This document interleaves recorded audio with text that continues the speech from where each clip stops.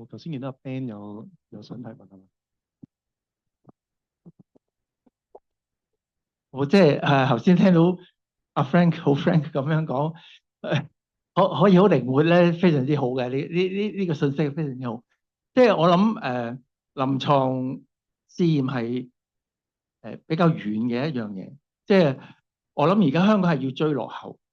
即係臨床試驗咧係香港未來發展嘅一個方向，一定要做。河套區嗰個臨床中心亦都係為將來嘅。但係呢一刻咧，我哋係真係要追落後啦，可以咁樣講。咁如果頭先講話嗰啲新加嘅適應症咧，我完全明白，即係一個即係所謂規管嘅範疇嘅人咧，佢會擔心嘅嘢。所以其實真係可以先行先試啦。你既然有一個一加嘅機制，試過一啲係用一張 CPP 去註冊嘅，如果呢啲藥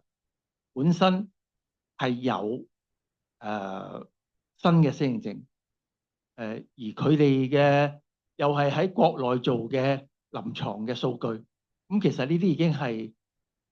滿足到你頭先所講嘅要求。其實你可以即係先行先試呢一啲，甚至乎有一啲已經以前用2張 CPP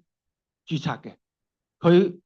有2張 CPP， 佢其中一張 CPP 有一個新嘅適應症，其實佢都可以用呢個先行先試嘅計劃去即係睇下可唔可以註冊做呢啲新嘅適應症。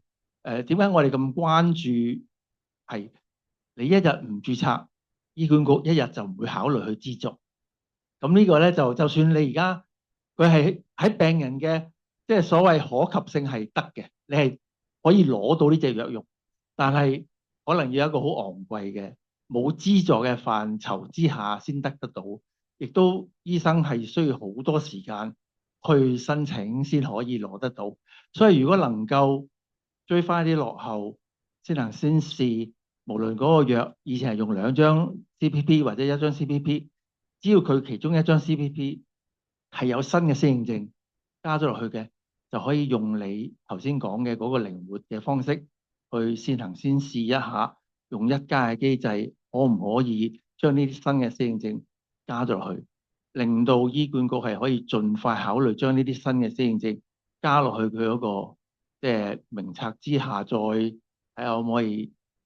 最好就係專用藥物，唔得嘅就安全網。即我諗呢一個係病人係希望能夠盡快做到，因為始終臨床做一個臨床，起碼講冇3年至5載咧，你都出唔到一個藥去註冊嘅。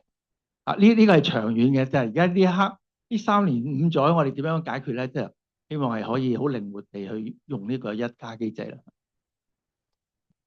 好，多謝 Ben 嘅意見先。咁啊，崔發想補充啊。我都想補充一句嘅，就醫管局咧，其實都有個機制，其實係藥物辦公室，即係衛生署有個機制咧，叫指定患者嘅用藥嘅機制。嗱，當然啦，指定患者喺醫管局嚟講咧，個意思即係話未入醫管局嘅藥物名冊。